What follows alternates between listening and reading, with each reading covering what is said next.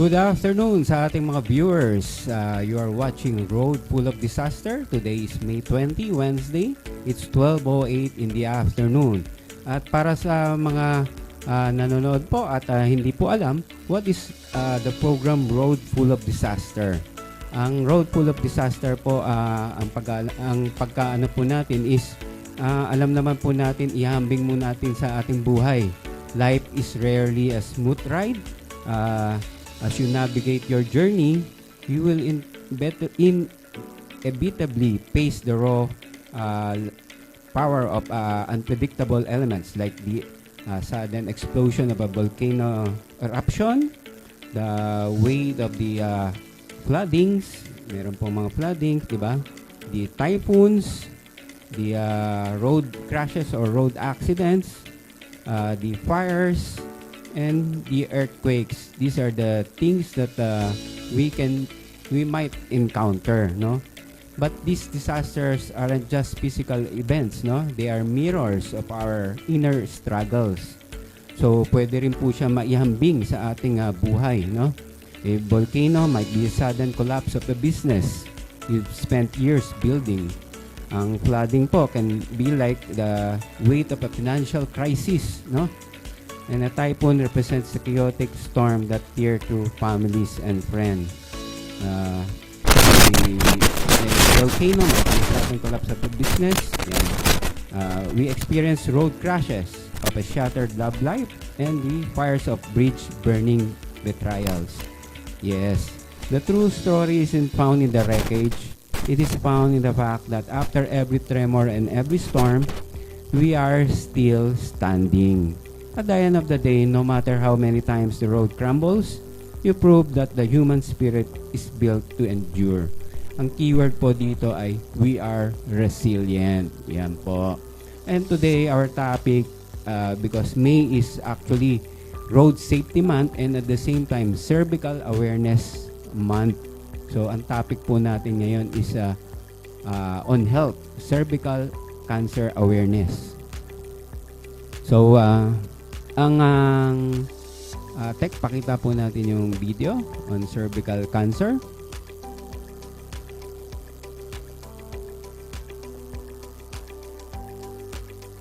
Yan. Let's show the video on cervical cancer awareness. Video 1. Alam niyo ba, sa Pilipinas, 12 po kababaihan na namamatay sa cervical cancer araw-araw. To lose anybody to cervical cancer is terrible because it is so preventable and so treatable.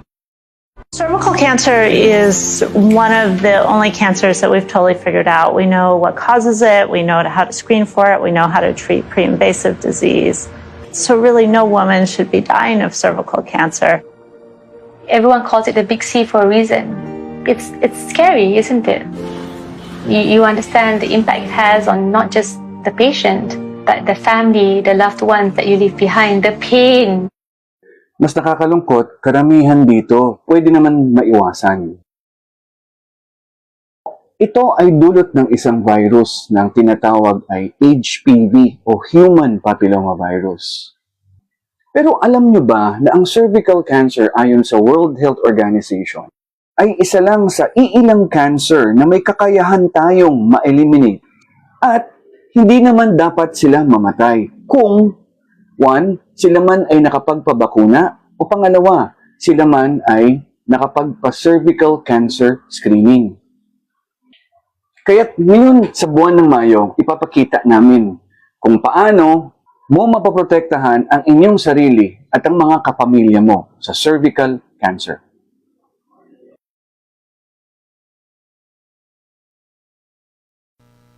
Ayan. Let us welcome our guest, Dr. Jesus Randy Rivera. Maraming salamat. And thank you, Sir Rolly, no, sa pag-unlock niyo sa akin dito sa inyong magandang programa. So, salamat po. Thank you. Ayan. So, since, para sa kaalaman po natin, ano po ba ang, you're an oncologist, tama po ba? Yes po. Please, ano ba tawag doon? Pakilala po natin sa ating mga viewers si PP Bogs or tawag po ay Past President Bogs, no? Tama? Salamat, Okay. salamat po. Bali ako po yung isang radiation oncologist po. Isa pong doktor, no, na basically ang ginagamot po ay cancer, no. Pero alam niyo kung aantayin niyo pa po na magkaroon kayo ng cancer, subalit po sa magastos, subalit po sa hindi kasigura-siguradong kinabukasan, ang ginagawa po namin ngayon, ang ginagawa ko po ngayon specifically is more on preventive. So preventive means I go down to the level of the LGUs practically to help bring forth awareness po sa mga tao. Yan po. Ayan. So, sabi nga, di ba, an ounce of prevention keeps the doctor, an apple a day, di ba, keeps the doctor away. Correct. Correct po. Tama po yun. Katulad din po, may ihalin tulad ko rin po doon sa inyong programa na yung pagbibigay po ng paalala, no, doon po sa safety po, no. So yun, actually yung advokasya niyo po at ang advokasya ko halos magka-sing tugma din po. So salamat po sa invite sa akin dito. Okay.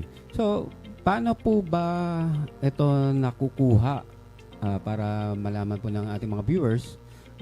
How is this transmitted or how do you get infected? Tama po ba yung terminology na ginamit ko? Doc? Yes, salamat, no. Ang infection, ang cervical cancer po, no, hindi po ito halintulad ng ibang klase ng cancer, no. Katulad ng breast cancer, colon cancer, majority po ng cancer po, hindi pa po natin alam kung ano ang cause. Ano ang dahilan? Bakit po sila nagkaka-breast cancer? May mga tao na may lahi, subalit hindi nagkaka-breast. May mga tao naman, kababaihan, na walang lahi and yet nagkaka-breast cancer. Ang cervical cancer ko po ay bukod tangi. No? Bukod tangi in a sense na alam po natin ang dahilan. Ang dahilan po nito ay isang virus, no, na ang tinatawag ay HPV, no, Human Papilloma Virus. Kung itatagalog ko po, no, ang papilloma po ay kulugo. Now, alam ko, marami sa inyo natatakot na kasi baka ang isipin ninyo, kulugo nagkaka-cervical. Yes, that is true, pero hindi po lahat ng kulugo, no? Yung kulugo po na nakikita nyo sa mukha, sa katawan, sa paa, sa leeg, okay lang yon. Ang nakakatakot, yung kulugo na naipapasa through sexual contact, no? So, yung merong genital warts, yung doon po naipapasa. So, yun po ang bukod tanging cause, no, ng cervical cancer. Ang ginagawa po namin is basically to prevent, to make people aware, no, na ito yon at ano po ba yung mga pamamaraan paano ito i-prevent ninyo nang hindi kayo magka-cervical cancer. So, ito pong cervical cancer is not hereditary. Tama po ba? Yes po. Hindi po siya hereditary, no?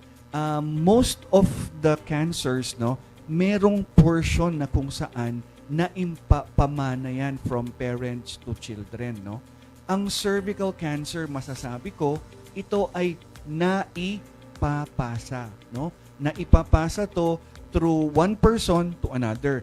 Ayokong sabihin na parating lalaki sa babae, no? Bakit? Kasi ang pagpasa ng HPV pwede sa iba't ibang klase ng pakikipagtalik, no? So meron kang vaginal sex, meron kang oral sex, meron kang anal sex, no? At saka minsan yung tinatawag naming digital sex, yung sa kamay, no? Bakit oral? Bakit ko pa sinabing anal? Kasi ang totoo, hindi lang po cervical cancer ang makukuha ninyo sa HPV.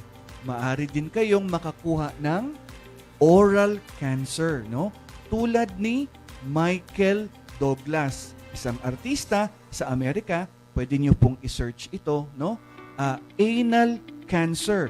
tulad din po ni Farrah Fawcett, no? Isang original na miyembro ng Charlie's Angels, no? So yon. At the same time, meron din mga kalalakihan. Ako personally, may naging pasyente ako. Cancer sa organ ng lalaki, no? So hindi ko nakukwento, pero yon, no? Again, it's more of HPV, pero karamihan po talaga. It's mostly pakikipagtalik, it's mostly sexually oriented, no, na transmission, no. So hindi po namamana, naipapasa. Yun po. Yeah. Kasi usually, di ba, sinasabi nila, kaya nagka-cancer si ganyan kasi yung probably yung parents niya na ipasa, di ba? Usually yun ang thinking natin, di ba, na hereditary. And mostly, yun nga, may mga history. Kaya sinasabi nila hereditary. So, ito pong hindi siya hereditary. Hindi po. Hindi ito hereditary. Kaya po kagandahan dito dahil ito ay hindi hereditary, meron tayong magandang magagawa. Merong mga magagandang balita na para ito ay ating ma-prevent, no?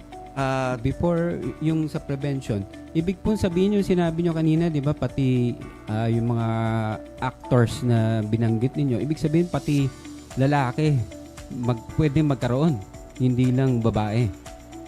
Yes po. Actually, totoo po yun, no? Ang HPV po mainly is cervical cancer talaga. Kaya kung makikita ninyo, maririnig nyo sa mga kapitbahay nyo, sa news, no? Makikita nyo, HPV vaccine binibigay lang po sa babae. Pero, ang tama po yung sinabi ninyo.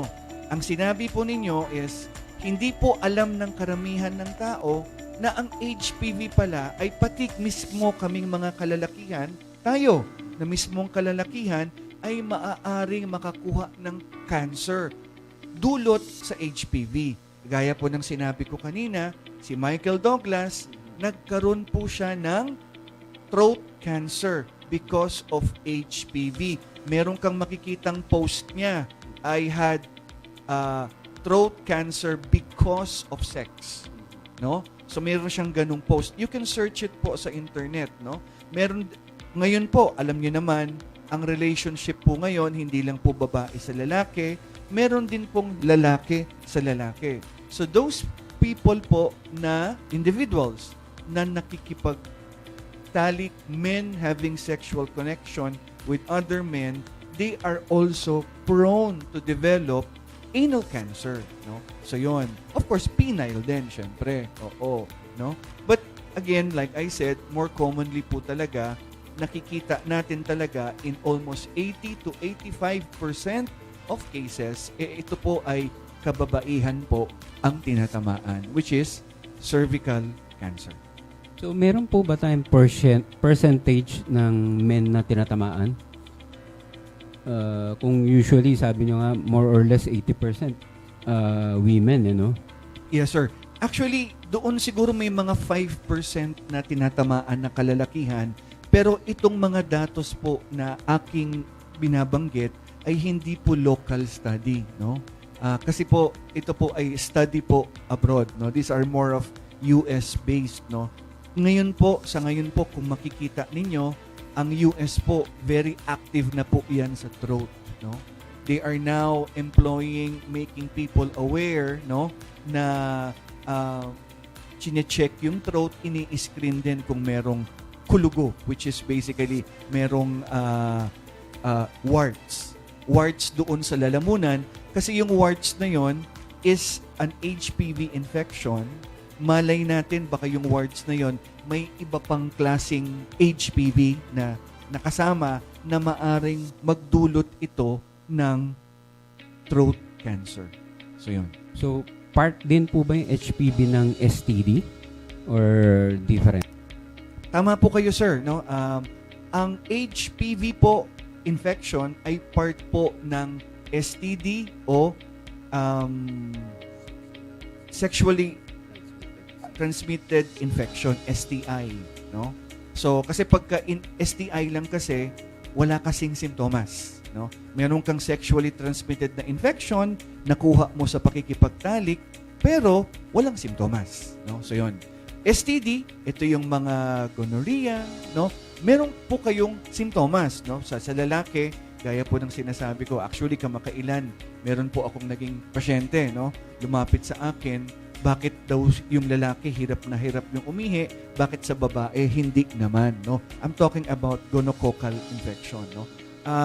Iba yon, no? Sa lalaki kasi mas ano tayo mas affected tayo kasi doon lang dumadaan. Sa babae, hindi. Pero tama kayo, sir. This is part of an STI actually, no? Kasi ang HPV po, no, wala po itong simptomas. Karamihan po, wala po itong simptomas. The only simptomas po na makukuha ninyo is, or sign na alam nyo na kayo ay may HPV is kung meron kayong kulugo doon sa ari ninyo. So doon sa ari ng lalaki, sa ari ng babae, sa puwet at sa lalamunan. So those are the only times na malalaman mo, pero hindi lahat ng merong HPV merong sign na ganito. Kaya ang sinasabi namin karamihan sa mga kababaihan o kalalakihan, kung makikipagtalik kayo, hindi nyo talaga alam, no? Kung yung kapartner ninyo infected ba ng HPV. Sasabihin nyo sa akin, Doc, wala bang test yan para ma-check ko si mister or yung aking kabiyak na lalaki na kung may test na for HPV? The answer po is wala. Babae lang po ang merong test. So yun po. Okay. So hindi, kumbaga parang by chance na lang yan, no? Hindi kasi alam, saka hindi walang testing. And at the same time, yung sinasabi nyo kanina, Doc, yung let's say sa mukha or sa kamay, may warts or kulugo, ano ba yan? Hindi po siya cancerous, ganon? Yes po. Ang HPV po kasi nababracket po kasi yan sa dalawa, no? Yung isa po ang tinatawag natin ay cutaneous, o ang tinatawag natin sa Ingles, yung simpleng lengguwahe ng mga hindi medical, common warts, no? So these are kulugo, no, na nabubuhay sila doon sa balat. Sa balat natin na makapal, sa balat natin na medyo may kulay, no? Iba kasi ang mucosal, yun yung other part. Yung mucosal, ito yun po. Kung alam niyo po yung lining po ng bibig ninyo, yun po ay mucosal warts, no? Kung iisipin po ninyo, ano po ba ang parte ng katawan ninyo na sa tingin nyo ganito ang itsura, lining po ng bibig. So maiisip nyo dyan ang puwet, ang ari ng lalaki, ang loob-looban ng babae, at ang labas nito ay mucosal. So kung meron kayong, yun po yung distinction. Kung ikaw ay merong cutaneous warts na nandirito sa katawan, sa balat, no? Mga ganyan, okay lang yan. Hindi ka magkaka-cancer. Ang nagkaka-cancer po ay yung mga taong mga merong mucosal, no? Yung nasa throat, nasa ari ng lalaki, babae, nasa puwet. Now, hindi ko naman po nilalahat. Ito, magandang paliwanag to. Hindi naman po lahat ng may HPV magkaka-cervical cancer or magkaka-ibang klaseng cancer. Hindi po. Meron pong iilang porsyento na pupunta ito sa cancer. Hindi po namin alam kung sino po ito. That's the reason why sa maaking mga pasyente, ang sinasabi ko, nais namin kayong ipascreen, ipabakuna. Yun lang po. Yun lang po yung aming binabanggit, nang sa ganon ay sila ay hindi magdiretso, magtuloy. Imagine mo, sir, kung matanggal mo yung HPV sa katawan, edi wala nang reason para ikaw ay magka-cervical, throat, at iba pang klase ng cancer na kasama nito. Okay. So, let's say yung warts mo sa kamay, na dapuan yung bibig mo, hindi ba siya magkakaroon ng wart sa bibig? Let's say sa kamay or what, 'di ba? Na nadikit sa bibig mo. Very good question yan. Actually, that's a very, very good question. There were in cases na conferences, no? Minsan na itanong na sa akin ito. Ang sagot po doon is hindi, kasi yung squamous, yung cutaneous po kasi na kulugo, nabubuhay talaga siya dito sa kulugo, na doon dito sa balat na itong mga balat natin sa mukha, no? Kahit ipasok niyo po siya doon sa parte ng puwerta, kasi wag ho naman ho tayong maging masyadong malisyoso, pero meron po tayong sinasabing digital sex. Paano po ba maglabing-labing ang babae sa babae? So minsan, alam niyo gumagamit sila ng kamay, no? So yon. Minsan yung kamay na ipapasok doon sa kuwan, no, sa ari ng partner, no? Ang sagot ko doon is depende, no? Kung yung warts ay galing sa kamay na dahil doon sa skin warts, papasok doon sa organ ng babae, tingin ko hindi. Hindi siya magkakatrans. Kasi yung dito nabubuhay sa cutaneous. Yung doon nabubuhay sa mucosal yun eh. So hindi siya mabubuhay doon, no? Pero kung yung babae kumuha siya ng sa kanya, yung nahawakan niya yung kanya na merong warts or may HPV, gaya ng sinabi ko, hindi naman warts ang basihan. HPV ang basihan, na kung saan hindi mo naman malalaman kung may HPV ka unless magpa-test ka. So, kunwari, kinuha ko, pinasa ko sa iyo because of intimacy, no? It's part of, being intimate with another partner, no? So, maaari po na maipasa ito. Yun po ang aming sinasabi na digital sex. So, digits, ibig sabihin po, kamay. Oo, yun. May bago tayo natutunan. Digital sex, ha? Bago yan. So, ibig sabihin, yung ordinary warts cannot be transmitted or hindi siya pwedeng ma-affect sa mga mucous part. Tama? Yes Hindi, po. no? Hindi po. Dahil the virus will not survive. Tama? Yes po. Hindi po siya mag-grow doon. Oo, kasi syempre minsan pagka may mga warts ka, 'di ba? Pagka mamaya mahawa dumami, 'di ba? Tama po. Yun po, maaring pangit lang tingnan kasi nga, 'di ba? Pero hindi ka magkaka-cancer doon. Mas matakot ka doon sa ibang klase, yung mucosal warts po. You can look it up po sa internet. So, ibig sabihin, delikado yung mga mucosal kasi hindi mo naman siya nakikita 'di ba? Correct. So, yun. So, as a prevention, ano po ang pwede natin gawin for the prevention?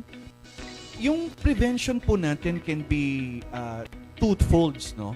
One is basically bakuna, no? Kung ikaw ay bata pa, no? Ikaw ay mga edad 9 to 14, no?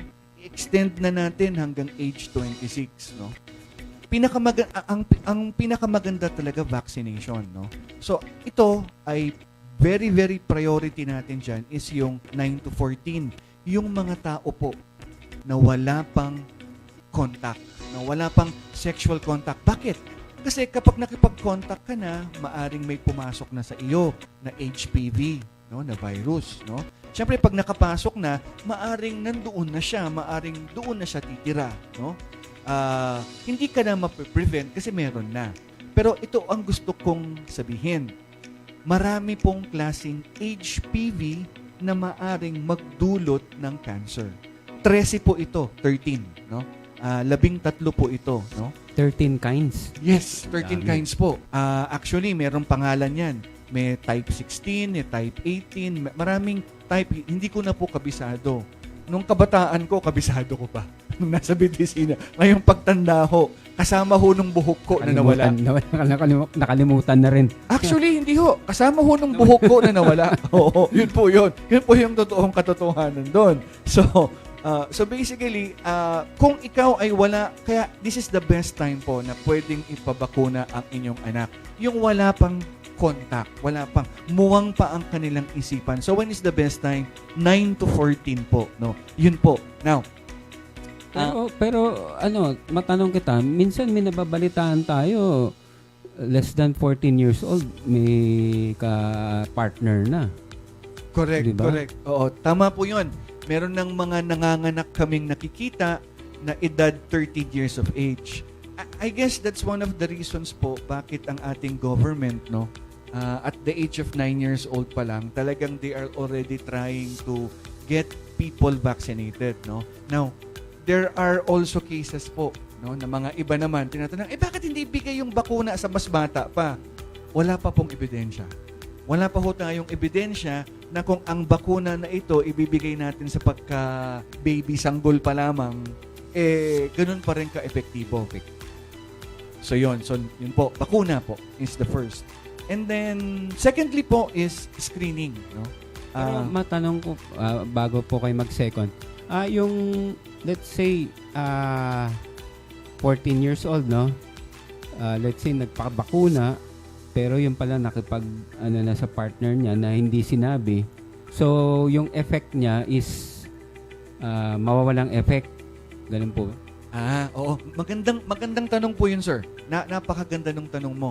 So, pagpalagay natin, meron tayong 13 na HPV, nakipag-sex na ako. Kunwari, merong isang type nakapasok sa akin, type 16, no? Pag binakunahan ako, protektado ako dun sa 12. Oo, at least protected ako dun sa 12. Yung 16 na pumasok sa akin, no, na type 16, maari pa rin magdulot ako later on in 10 to 15 years pa. Hindi yun agad-agad na magkaka-cancer ako. Hindi. It takes 10 to 15 years pa. Again, uulitin ko lang po.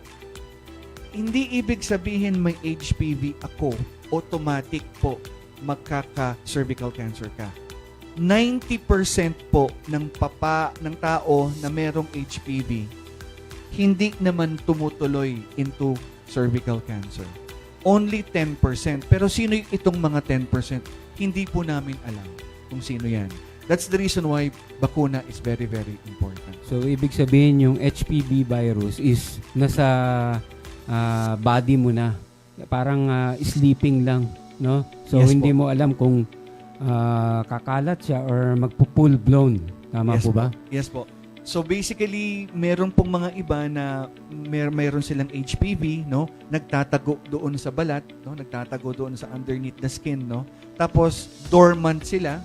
After a certain while, kapag ang immune system mo bumaba, nagkaroon ka ng problema, pinagalitan ka na boss, pinagalitan ka na whatsoever in life, no? Makikita mo, bumababa immunity mo, sila umaangat, tumatawa sila, dumadami sila, nang hindi nyo alam. So, kumbaga, pag may siya, natitrigger. Pag na-trigger, parang nag-awaken, no? So, doon, Correct. pwedeng mag-full blown. So, ibig sabihin, depende po sa kanya-kanyang katawan. How the body or the immune system of the body works. Yes po. Yes po. Very, very, very true, no? Actually, one solid example na nakikita ako, if you go into, dito sa Pilipinas, no, most of the cases, breast cancer. Diba? Pero bakit hindi niyo po subukan pumunta sa mga kababaihan na nakukulong? Nakita nyo, ang breast at saka cervical halos pantay lang yung incidence.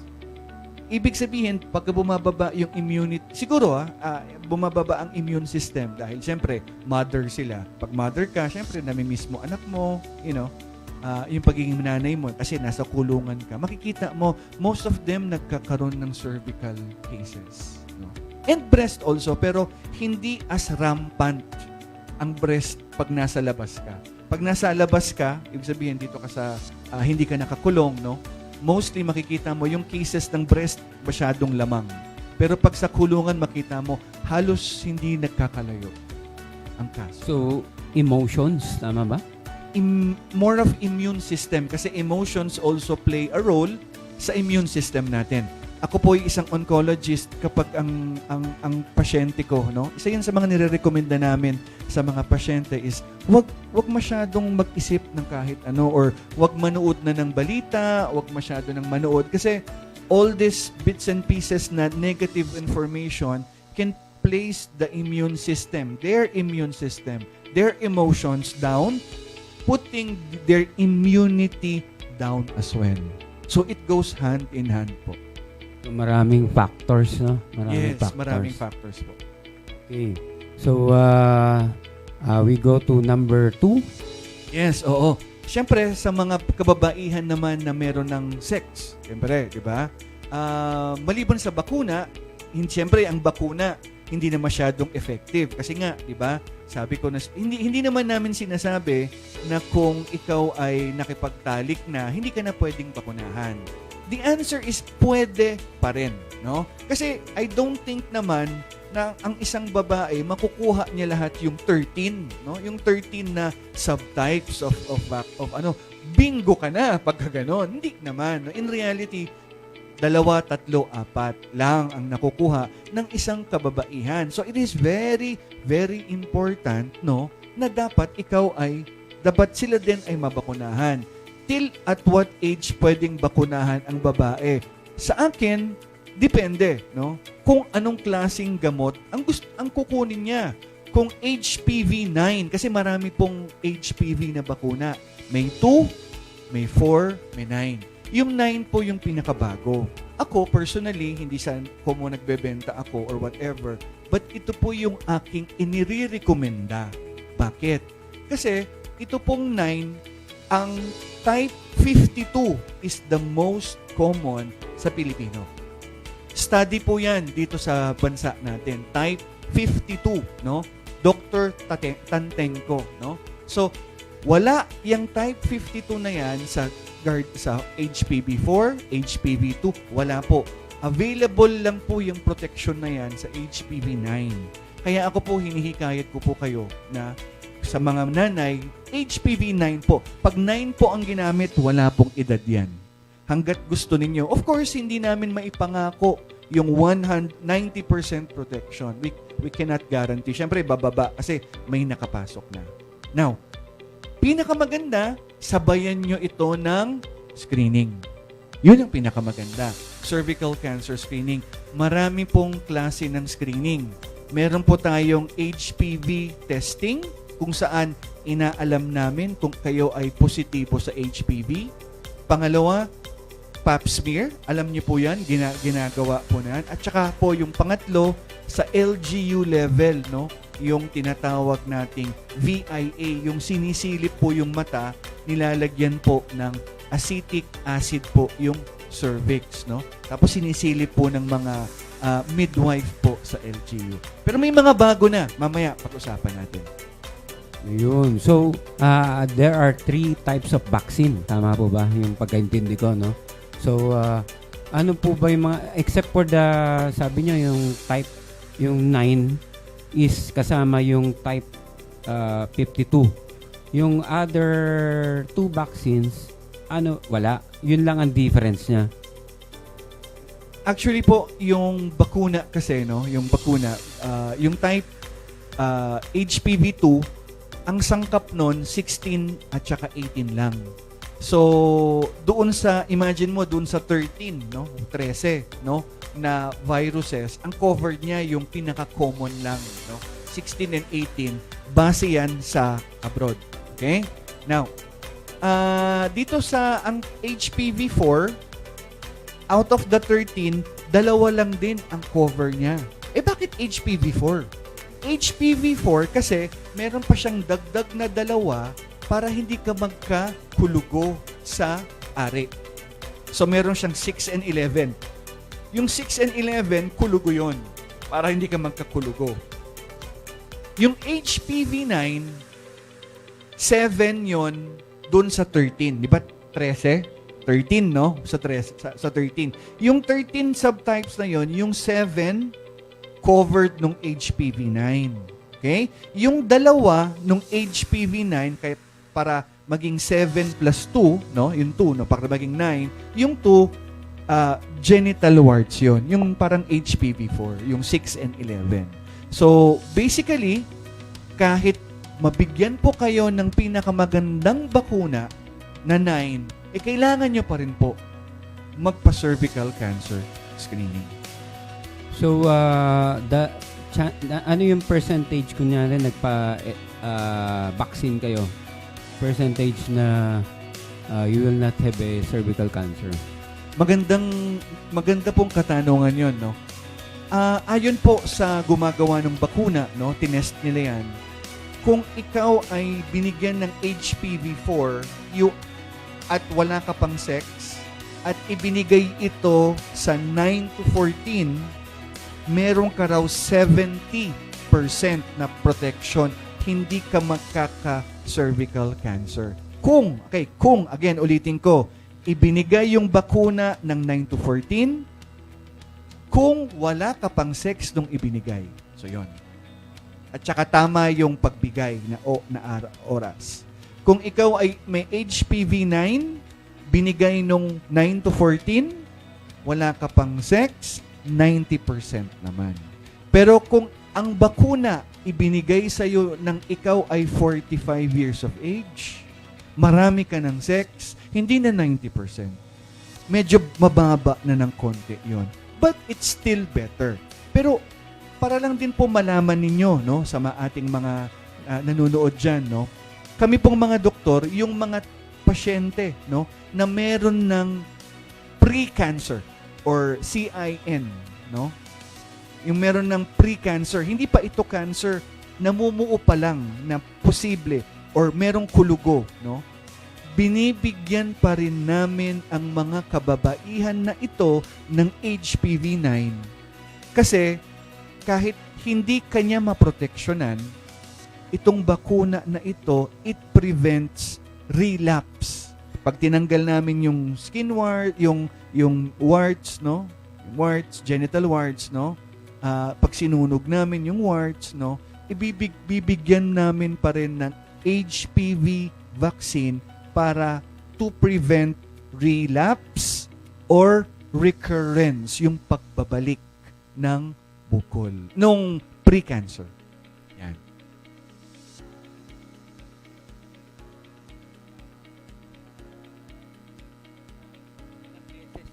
Ilang beses yung pag-vaccine? Ay, magandang tanong yan, no? Ang bakuna po, no, sa 9 to 14, mas mura. Kasi kung 9 to 14 ka, babakunahan ka, ang bakuna na kailangan mo, 2 lang. Ngayon, tapos after 6 months. Pero kung ikaw ay 15 pataas, no? 15 to kung anong edad man kayo, kadalasan po 3, no? Ngayon, after 2 months, then after 6 months. Now, yung binabanggit ko po, ito po yung standard, no? Standard po ito na pagbabakuna. Sa mga kababaihan po or pamilya, nanay, tatay, na wala pong masyadong budget, no? Allowed din po kayo na makapagpabakuna kahit minsan lang. Basta ang edad nyo ay less than 20. Okay lang yan. Bakit? Kasi may mga bansa na po tayo sa ibang bayan, no? Sa ibang bansa, no? Na ang hindi na sila nagbabakuna ng 2 dose at 3 dose. Nagbabakuna sila kahit isa lang. Dahil yun ay kanilang budget-oriented lang sila, no? Yun lang ang kanilang kaya. Pero kung ayon sa datos, no, kung ikukumpara mo pa rin yung datos nung isang bakuna laban sa 2 sa 3, pinakamaganda pa rin yung 2 sa 3 kesa dun sa una, no? Maaring pantay lang sila, pero yung dami ng evidences, no, mas matimbang dito sa 2 doses and 3 doses schedule kumpara sa 1 dose. Diba? Tapos, paano yung pagka-vaccine yan? Sabi nyo, 2 dose or 3 dose. Paano yung interval niyan? Every year ba yan? Or every how many months? Ganun? Naku, napakagandang question po yan. Ang interval po ng bakunang HPV is yun lang yun. Yung cycle lang na yun. Hindi po ito katulad ng flu vaccine, no? Na kung saan ibibigay sa'yo ito for every year, or pneumonia, no, na every 5 years pag ikaw ay matanda na, or pag bata ka almost every taon, no, or yung mga iba pang klase. And alam ninyo, that's one of the reasons kaya ako din ina-advocate na magpabakuna ang ating kababayan. Kasi tingnan ninyo, ang bakuna na HPV-9 is mahal, no? Pero, minsanan mo lang, pag binigay mo yung 3 dose, minsanan lang. Wala nang uulit. Hindi na po kayo uulit pa. Hindi po ito katulad ng flu vaccine na taon-taon required po kayong makakuha. Eventually, mas mahal po ito. Okay. So, since nabanggit niyo yung price, possible po ba meron tayong rough estimate magkano ang price para at least alam din ng ating mga viewers na ganito pala yung cost ng vaccine ng HPV vaccine, no? Tama po? Para alam din nila. Yes po. Actually, ang price range po niyan is between normally po na kung pupunta kayo po sa Mercury at saka sa Watson po at iba pa, no? These are kadalasan 6,600 pesos. Sila na po ang magbabakuna. Pero kailangan nila ng prescription. So dadaan ka pa rin sa doktor. Okay? Kung didiretso ka sa doktor, it can go as high as 12 to 13 to 14,000. I've experienced that already. I have patients already who are mentioning that that was the price na nakuha nila. Now, hindi naman po kami nagma-marketing, no? Pero gusto lang po namin i-mention. Ako po, meron po akong maliit na organization na non-governmental organization na ang tawag ay CERVIQ, CERVIQ, no? Binibigay po namin ito lahat na po kasama konsulta, bakuna at 6,000 pesos only, no? So yun po. Okay, so malaking discount siya. Siyempre, lalo na alam naman natin na medyo hirap tayo ngayon dahil sa crisis, no? So maganda pong balita yan na meron po kayong NGO organization that helps in promoting the cervical cancer awareness and the vaccination. Tapos yung sinasabi niyo, di ba, 3 cycle po ba yung 3 dose? Paano po ang niyan, yung initiate niyan? Yes, pagbigay. Ang pagbigay po ng bakuna po, no, normally is dun kapag ikaw ay 15 pataas na, which is basically ngayon. Then after 2 months, bibigyan ka. Then after 6 months, after 4 months, no, so on the 6th month, no, so ipagpalagay natin kunwari ngayon, May. So June, July. July po yung pangalawang dose mo.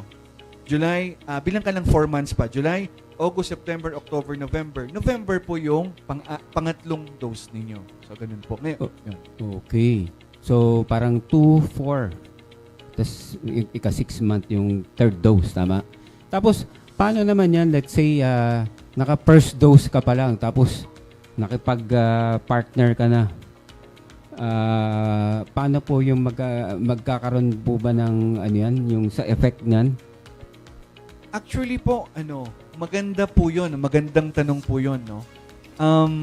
Kung kayo ay, ang kahit isang dose lang po ng bakuna na ibigay sa inyo, kung ikaw ay 20 years old pababa, actually may effect na yun. Nakita na yan ng mga researchers, no? Especially WHO. Kung alam ninyo, 2005 pa tayo nagsimulang magbakuna ng HPV, no? It has been 20 years na mahigit, no? And nakikita nila na yung mga taong naka-receive lang ng isang dose ng bakuna, after 20 years, may protection pa rin. So may effect pa rin, no? But syempre, kaya pa rin binibigyan ng pangalawa, pangatlo, to maintain yung effect na maganda, no? Parang ganun, no? Now, may effect pa rin kahit after, no? Importante lang sana, like meron din po kasing mga bumabalik sa akin, no, na Doc, paano yan, nabakunahan ako last year, bigla ako nagpunta ng abroad, pwede ko pa bang back to zero ba ako? Ayan, mga ganun yung mga tanong Actually hindi, itutuloy mo lang. Bakit? It's the same concept. No? It's the same concept na kahit bigyan ka ng isang bakuna, it already has a lasting effect.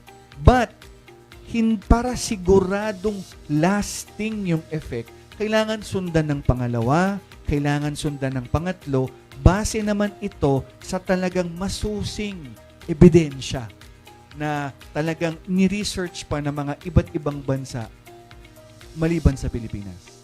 Ayun, tama po yun, Doc. Kasi minsan, let's say, naka-first dose, di ba? Tapos, hindi na, natapos yung second and third. Parang nakalimutan na.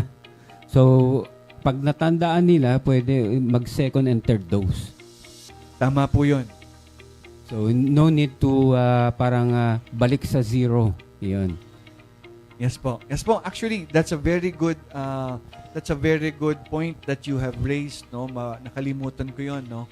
Pero maganda 'yon na sa mga pasyente na hindi pa na kumpleto, may pagkakataon kayo, no? Sayang kasi yung investment eh. Parang nag-invest ka ng isang building hanggang 4th floor lang, merong pwede mo palang iangat pa into 7th floor. Di may pagkakataon ka pang mas marami yung investment returns mo, no, by building it up from 4 to the 7th floor, parang gano'n. So yun po. Ayun. So that's the yung vaccination po is one of the key para at least prevention ng cervical cancer. Tama po. Tama po, no? Yan po ang isang pinaka-key, no, na prevention po. Actually, sa mga studies po ng United Nations, ng WHO, no, makikita natin na talagang it's the vaccination that is most effective. Yung bang hindi napapasok sa katawan ninyo si HPV, yun po yung primary barrier talaga eh, no. So that is why I am asking sana yung mga nanay dyan, no, na kung saan ang kanilang anak ay hindi pa nabakunahan, or kung kayo ay ang anak nyo ay babae, no, grade 4 na sa government po nag-aaral, no, pwede nyo po itong pabakunahan ng libre. Subalit naman sa mga nanay na ang anak ninyo ay nasa private institution, sa ngayon po talagang sa bulsa po natin ito kukunin, no? So pansamantala ganoon po muna. Hopefully when our government is good, becomes more able to sustain these vaccines, syempre I'm very very sure they will do it. Pero sa ngayon, it's only the grade 4 sector, no? Yun nga lang, grade 4 po, sa totoo lang, hindi pa ho nababakunahan at marami pa rin pong may stigma, marami pa rin pong natatakot, no, na nanay. So, ako po, nandirito para lang magsabi. Opo. So, yun. Ayun. So, Tek, pakita natin yung mga series of seminars. Alam mo, napaka-aktibo ni Doc Boggs eh. Umiikot siya around the city and even outside. Ito po yung isa sa seminar natin. Kasama natin si Doc Boggs sa Coast Guard. Yan. Ayan. So, this is cervical cancer awareness. Ayan, kasama po natin yung mga personnel ng Coast Guard. Yan.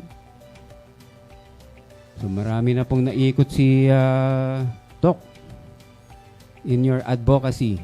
Yan. Sige, next. Yan, yung ito. Sa ano yata to? Sa Lasal. Yes po. Ayan. So, nag-iikot si Doc sa other parts of Metro Manila and outside nearby provinces to create awareness on cervical cancer. So, maganda pong advocacy yan. Sige, yung isa pa. May isa pa yata eh. Ito sa DOH yata? Sa Tagaytay po. Tagaytay, Department of Health.